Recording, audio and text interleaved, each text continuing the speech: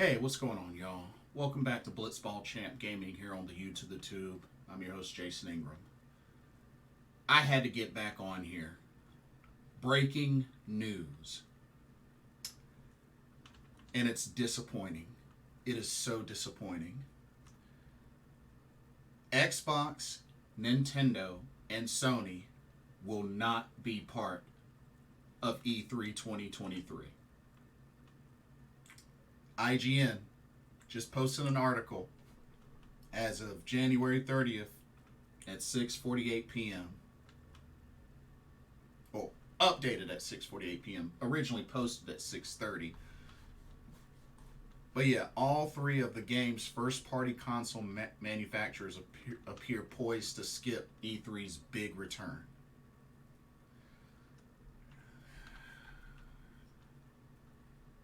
This is not good. This is not a good look, to be honest with you. Just want to cite some parts of this article, which I will put the article in the description box for y'all can check out as well or follow along. But article was written by Kat Bailey, but let's just check out some of the quotes in this article. It says, and I quote, E3's first physical event in 4 years. In 4 years. Because remember, there was a time where I was going to go in 2020, but got canceled due to the pandemic. First physical event in 4 years was supposed to be a triumphant return for the trade show, an opportunity to recapture some of the excitement of past conventions, which historically have been major showcase events for the games industry. However, it appears that when E3 2023 hits the Los Angeles Convention Center in June, it will be without three of its most important draws. IGN has heard from multiple knowledgeable sources that Xbox, Sony, and Nintendo won't be part of the E3 2023 or have a presence on the Los Angeles Convention Center show floor. This information comes on the heels of Xbox's announcement last week that it would be returning to Los Angeles for its annual summer showcase, while declining to confirm whether it would be part of the show itself. So, with that being the case, it sounds like it's going to be not at E3 that I guess Microsoft does this summer showcase. Apparently, it's going to be sometime this summer, but not at E3. So, yeah. Continuing in this article, it says speaking with IGN last week, Xbox CEO Phil Spencer said the platform holder is timing its showcase with E3 at the moment, convenient for press and even consumers at the event, meaning it's likely to roughly align with the event itself. Spencer also stressed Xbox public support for E3 and the Entertainment Software Association, the ESA. However, IGN understands that Xbox won't have a booth on the show floor.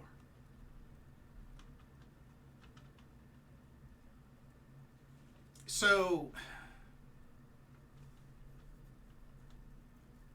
that sounds so confusing. Like,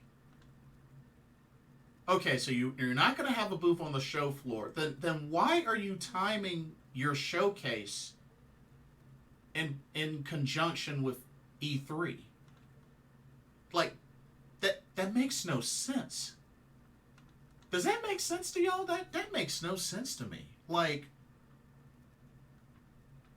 I mean, if they want to do their own thing, they can do their own thing. That's fine. But why would you want to do it coinciding in conjunction with E3? Like, especially considering, yeah, Microsoft has done E3, a showcase at E3 a number of years. It just,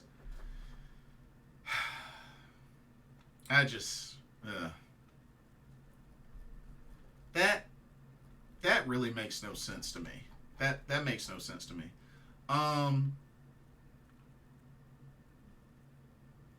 Some quotes from Phil Spencer himself. He says, E3 is just, to me, one of the seminal moments of gaming. I love the history of going down to LA, thousands of people there, getting to see great new things, getting to see people in the industry, the fan events that we've had. I definitely want that to continue, Spencer said. Xbox is on the board of the ESA, and I think a successful and healthy ESA is critical to what we're trying to do.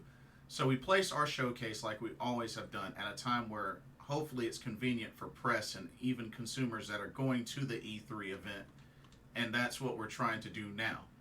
We will continue to work with ESA in terms of their plans. As I said, we're on the board and we want to make sure that we are doing everything we can to help make the E3 successful. What? Like, okay, that's confusing to me. Like, that's confusing. So, no presence on the E3 show floor, but you want to help E3 be successful. I'm sorry, but just that sounds contradictory. Maybe it's me, but that sounds contradictory. Anyway, it says the Xbox's current plans for the showcase remain unconfirmed, but in previous years it has held a showcase, preview events, and press mixers. Internally, Xbox has recently suffered layoffs and other cuts, forcing it to tighten its belt following a year that saw virtually no major releases. Xbox's decision not to have a formal presence on the E3 show floor comes as a surprise given its support for the event in the past. Out of the so-called Big Three, Microsoft, Sony, Nintendo, it appeared the most likely to be at E3, not the least because it has several major releases to promote in 2023, including Starfield. Nintendo has traditionally maintained a booth on E3's show floor even after pioneering the Direct format, the Nintendo Direct. However, IGN has heard from sources around the industry that neither Nintendo nor Sony will be at E3 2023, with PlayStation originally dropping out in 2019 over reported disagreements with the ESA. It's currently unclear whether Nintendo and Sony intend to time a showcase with the event. Wow.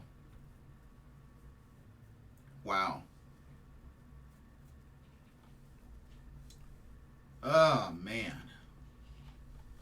Y'all, this is crazy. This is crazy. And then Reed Pop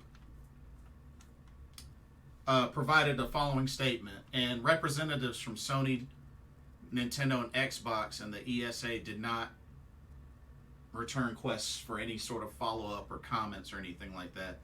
But this was Reed Pop's statement.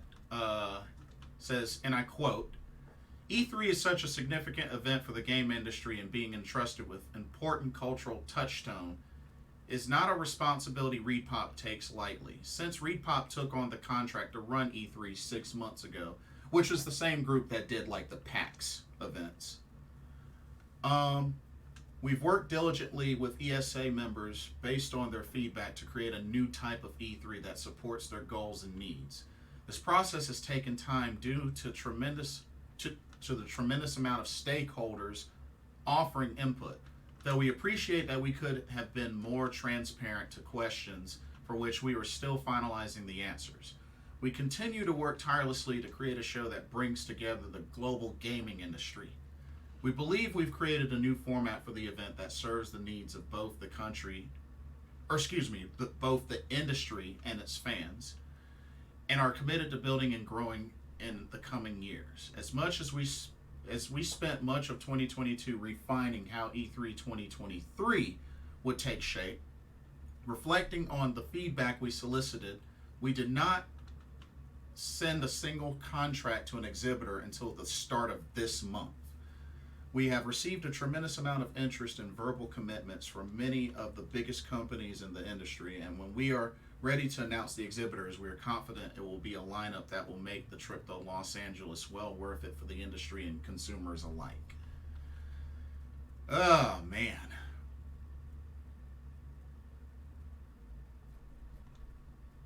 Oh, man. I don't know, y'all. I don't know. There's a section in this article that is titled "A Big Blow for E3," and honestly, I have to agree. I have to agree. Um,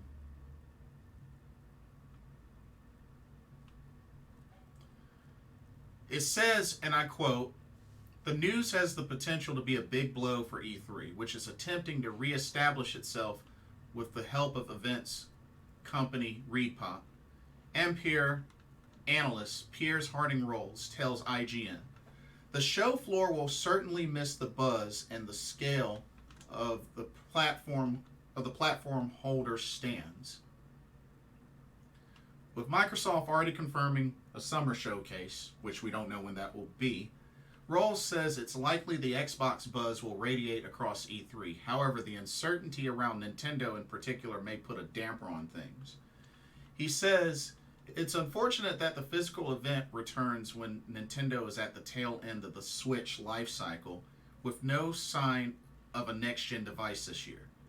I'm not sure it will have many games to show this year, so it makes sense to skip. I mean, I would think one would be hopeful that we at least get an idea behind games like, Metroid Prime. Maybe get an idea when we're finally going to get a release on Advance Wars and just a couple of other things. Because Zelda will be out already. Tears of the Kingdom, that'll be out in May. A couple of other games, Kirby will be out way before. But it's still going to feel kind of weird them not having a show floor, as they do their Nintendo Directs, their showcases at E3 typically. It says, as for Sony, Rolls observed that it has been skipping big events for several cycles now. Yeah, for Sony, it's a little more obvious. He says it doesn't stop it having an online showcase, which is, the PlayStation Online Showcase, the State of Plays. He says it doesn't stop it having an online showcase of some sort in the same window, but on the basis of recent history, it wouldn't be a huge surprise to hear it plans to skip E3 2023 as well. All three companies have an effective online showcase strategy, which is true, which gives them good flexibility to mix and match their promotional activity during, before, or after the big traditional events. It says, according to one knowledgeable source, there have been ongoing frustrations with the ESA over the last 3 years, who they claim have incredibly mishandled the E3 brand over the last 3 years. They corroborated the other IGN sources in saying that several major E3 organizers have departed the ESA, leaving a new group to sweep up after them, and criticized ReedPop's handling of the event. The source claims that ReedPop began contacting publishers about E3 last fall while promising to book spots in December, but with less than 6 months to go until E3, the sources say there's a lot of missing information. And they have this one quote in big red letters on this article that says, there's not a good sense that there's an understanding what the show is going to be or how it will come together, which is strange from a company that does such an amazing job with PAX twice a year. That's right, ReedPop. These are the folks that have organized PAX, which PAX is another gaming nerd showcase that's been very popular over the years and has done well. So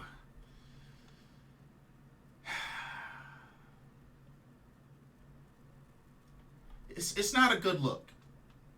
It's not a good look.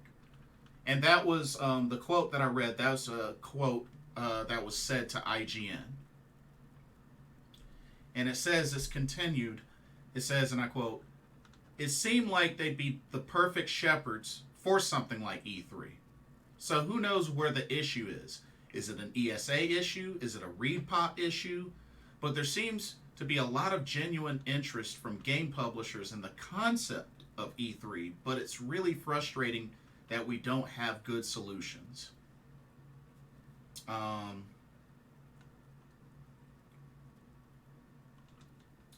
This article continues by saying, with little clarity on whether E3 will represent a good return on investment and the tech space more uncertain than ever, many publishers appear to be taking a wait-and-see approach to this year's E3, at least for now. IGN's source claimed, "The information flow hasn't been great. I don't think anyone wants to be the first to go out there."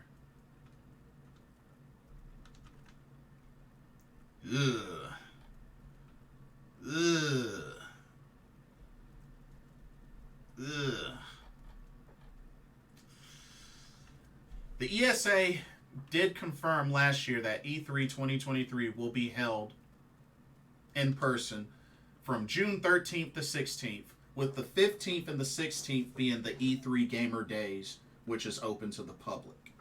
Now, it is being organized in collaboration with ReedPop, the company responsible for the Star Wars Celebration, New York Comic Con, and PAX. Events have been trying to recover from the hammer blow of, the COVID-19 pandemic, which saw major events canceled across the games industry and beyond, which is unfortunately understandable. Sucks that happened, but it's not a surprise that had to happen. E3 sought to join Gamescom, PAX, and other consumer events in returning in 2022, but was ultimately canceled. And the article finishes off saying, "This year we will see the event return at last, but with digital showcases more prevalent than ever, and the major first parties unlikely to appear, it may be a while before E3 returns to anything approaching its former stature." And that concludes this article. Like I said, it's on IGN, written by Kat Bailey, senior news editor at IGN. I'll have the link in the description. But, y'all, now some background with me. E3 has been on my bucket list for the longest time, like ever since high school. And I came so close to going in 2020, had the badge ordered, had the flights booked, was on the way to booking an Airbnb. Well, actually, no, had the Airbnb booked as well, because I was supposed to be going with 2 other people, but got canceled due to the pandemic. And, other years it's just been digital, but I had applied for a media and content creator badge back in December. Still waiting to get confirmation on that. I don't know if I'm going to end up getting it or not, but to be honest, after hearing this news, it makes me wonder, is E3 2023 still worth going? Is it still worth going for the sake of me finally knocking this off the bucket list and saying, "Hey, I went to an E3. And don't get me wrong, I'm not saying that it can't end up being good. It's just, I'm so used to, Sony backing out, Xbox and Nintendo pulling through, but with all 3 potentially going absent, that's just not a good look. Not to mention, the statements from Phil Spencer and Xbox just seem very contradictory. It's like you want E3 to be successful, but yet you're doing your own showcase and timing it around that time. It doesn't make sense to me. It really doesn't. So, I don't know what's going on with the ESA or with ReedPop. I don't know what the issues seem to be, but this is not a good look, y'all. And depending on how this year's E3 go, I don't know. It could be the final nail in the coffin. I know E3 really hasn't been the same. It hasn't been as great as it used to be. And I mean, it's a nice gesture having some of the days open to the public. I mean, that's cool. I mean, Tokyo Game Show does the same thing. They've done that for like a lot longer, but still, like, I don't know. With there being so many issues in the past with the ESA in regards to E3 and just that plus the effects from the pandemic, plus certain big names like Sony, backing out. I mean, honestly, I feel like, and I said this a long time ago, but honestly, don't be surprised if big name publishers end up holding their own E3 like showcase. Like specifically, like an in-person Microsoft showcase or an in-person Nintendo showcase. Like a couple of days just Nintendo stuff or just Sony stuff. These companies having their own E3 size showcases. Either that or or it's just going to all be digital going forward. Or it's just going to all be digital. The state of plays, the Nintendo Directs, the Xbox showcases, they're probably going to just end up being digital going forward. Because, I mean, if it's going to be so many issues, like with this happening and stuff with the ESA and Repop and whatnot, then, I mean, is there really any point anymore to have in-person E3? I mean, it's something to think about. It's something to think about, and it's just, this is such a bummer, But I don't know. What do you guys think? Like I said, I did apply for media and content creator badge. Which if I get it, then it gets me access to all 4 days at E3, which would be cool. But it's like, I don't know. What do y'all think? Is E3 worth going to anymore? I mean, I'm still thinking about going because, I kind of want to knock it off the bucket list to say that, hey, I've been to an E3. But it just makes me wonder, is it even worth it? Is it even worth it? And what will E3 eventually become? But let me know what y'all's thoughts are. I would love to know. And, for those that have been to E3 before, let me know what your thoughts are on this breaking news. But before I go, be sure to check out the link in the description for Game Beauty, which is a video game themed lineup of makeup and cosmetics. As a matter of fact, the Persona collection was just released today, so definitely check that out. And if you're interested in making a purchase, be sure to use the promo code BlitzBallChamp, all in caps, and you can get 10% off of your order. So be sure to take advantage of that. But let me know what y'all's thoughts are on this state of E3 with Sony, Nintendo, and Microsoft, what they would say the big three, skipping E3 2023.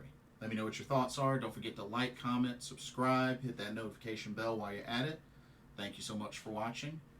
For another video brought to you by Blitzball Champ Gaming here on the U to the Tube, I'm your host, Jason Ingram. Hope everybody enjoys the rest of their evening, and I will see y'all in the next video. Take care. Peace out.